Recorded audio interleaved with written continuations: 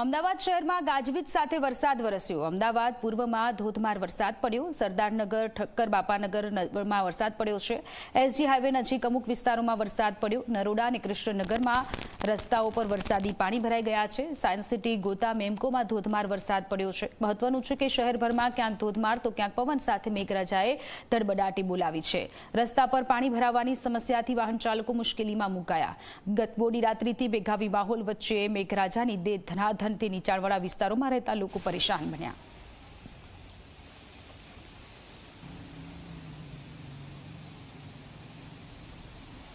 હવામાન વિભાગે 15 ઓગસ્ટથી લઈને 20 ઓગસ્ટ સુધી એક સપ્તાહ સુધી હળવાથી મધ્યમ ભારે અતિ ભારે વરસાદની આગાહી કરી છે। એ આગાહી મુજબ 15 ઓગસ્ટથી અમદાવાદ શહેર સહિત રાજ્યમાં વરસાદી માહોલ જે છે તે જામ્યો છે। જે પ્રકારે 15 ઓગસ્ટે માહોલ રહ્યો હતો વરસાદી માહોલ, વાદળછાયો વાતાવરણ, એ જ પ્રકારે આજે વહેલી સવારથી અમદાવાદ શહેરમાં વાદળછાયા વાતાવરણ સાથે સવારે જે છૂટાછવાયા વિસ્તારોમાં જે વરસાદી છાંટા પડતા હતા તે બાદ 11 વાગ્યા બાદ જે છે અમદાવાદ શહેરમાં પૂર્વ હોય પશ્ચિમ હોય ત્યાં વરસાદી માહોલ જામ્યો છે। આ જે વિસ્તાર જે છે તે અંજલિ વિસ્તાર જે છે જ્યાંના દ્રશ્યો અહીંયા જોઈ શકાય છે કે જ્યાં હાલમાં ભારે વરસાદ જે છે તે પડી રહ્યો છે। અંજલિ વિસ્તાર સાથે પાલડી વિસ્તાર, એલિસબ્રિજ વિસ્તાર, આશ્રમ રોડ, પૂર્વ વિસ્તાર, પશ્ચિમ વિસ્તાર, લગભગ અમદાવાદમાં મોટાભાગના સ્થળો ઉપર હાલ ભારે વરસાદ જે છે તે નોંધાયો છે, જેના કારણે લોકોને એક ગરમીમાંથી ચોક્કસથી રાહત મળી છે। પરંતુ જે પ્રકારે આ વરસાદી બેટિંગ અમદાવાદ શહેરમાં શરૂ થઈ છે તેને જોતા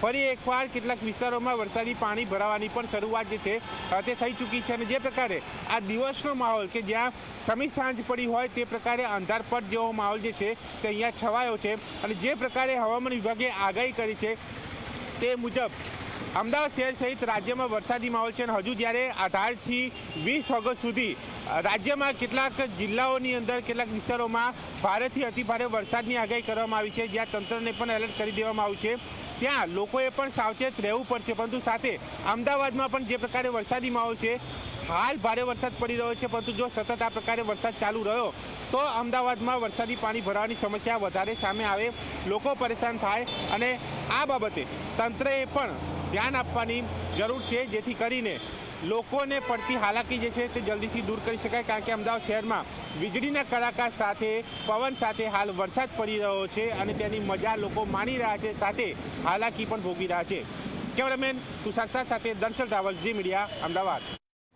તો ગુજરાતના માથે 4 જેટલી સિસ્ટમ સક્રિય થઈ છે અને તેની અસર મધ્ય ગુજરાત, ઉત્તર ગુજરાત અને દક્ષિણ ગુજરાતમાં ખાસ કરીને જોવામાં આવી રહી છે। અમદાવાદમાં ગઈકાલ રાતથી વરસાદ પડ્યો છે। ગઈકાલ બપોર પછી વરસાદી માહોલ જામ્યો અને અલગ અલગ વિસ્તારોમાં ધોધમાર વરસાદ પડ્યો, પરંતુ દર વખતની જેમ અમદાવાદના નીચાણવાળા વિસ્તારોમાં પાણી ભરાવાની સમસ્યા હજુ પણ યથાવત જોવા મળી રહી છે। સમગ્ર જળબંબાકાર થયું હોય તે પ્રકારની સ્થિતિ અમદાવાદના પૂર્વ અને પશ્ચિમ વિસ્તારના ઘણા બધા વિસ્તારોમાં થઈ ગઈ છે। આપણી સાથે દર્શલ જોડાયેલા છે। દર્શલ, અમદાવાદમાં ગઈકાલે બપોર પછીથી જ વરસાદી માહોલ જામ્યો છે, ઘણી બધી જગ્યાએ ધોધમાર વરસાદ પડ્યો છે, પરંતુ પાણી ભરાવાની સમસ્યા અને બીજી બાજુ રોડ રસ્તાઓની બિસ્માર હાલતને કારણે લોકોને હાલાકી।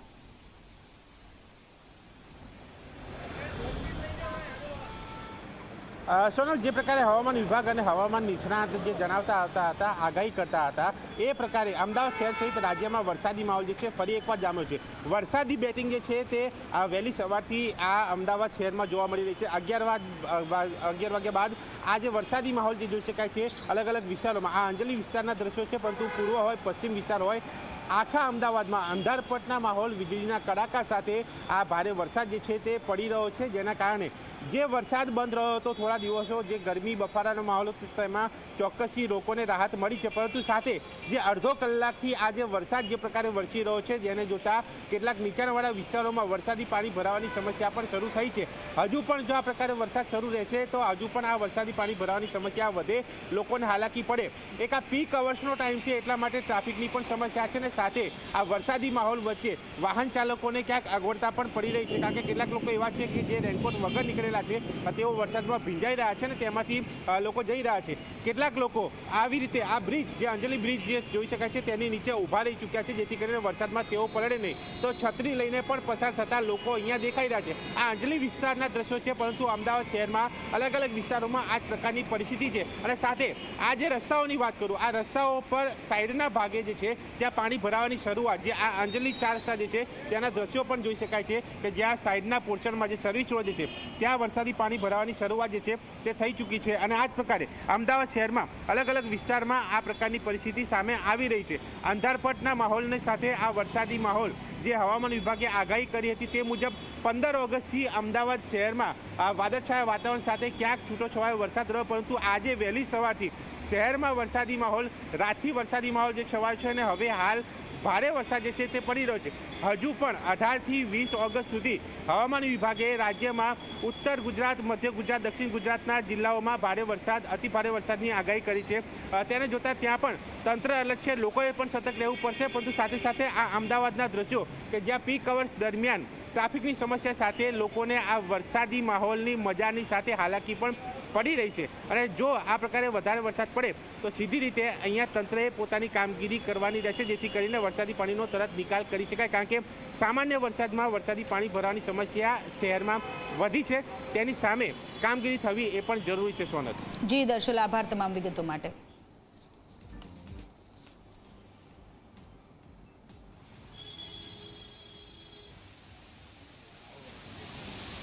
હવામાન વિભાગની આગાહી મુજબ આખરે અમદાવાદ સહિત રાજ્યના જુદા જુદા વિસ્તારોમાં વરસાદી માહોલની શરૂઆત થઈ ગઈ છે. આપ જોઈ શકો છો, શહેરના પશ્ચિમ અને પૂર્વ બંને તરફ હળવો મધ્યમ વરસાદ શરૂ થઈ ચૂક્યો છે. જો પશ્ચિમની વાત કરું તો રિવરફ્રન્ટ, ખાંડી, આશ્રમ, રોડ, પાંચા સહિતના જે વિસ્તારો છે ત્યાં વરસાદની તીવ્રતા વધુ છે. આજે જન્માષ્ટમીનો તહેવાર છે અને મહત્તમ લોકો આ તહેવારની મજા માણી રહ્યા છે. તો શહેરના માર્ગો ઉપર ટ્રાફિક ઓછો છે, પરંતુ રિવરફ્રન્ટ વિસ્તારમાં આપ જોઈ શકો છો અતિ ભારે વરસાદ પડતી રહ્યો છે કે જ્યારે અહીંયાથી લોકો પસાર થતા હતા અને તેવા સમયે અચાનક વરસાદ આવવાની શરૂઆત થઈ તો લોકોને વિવિધ ફ્લાયઓવરની નીચે આંસુ લેવાની ફરજ પડી છે.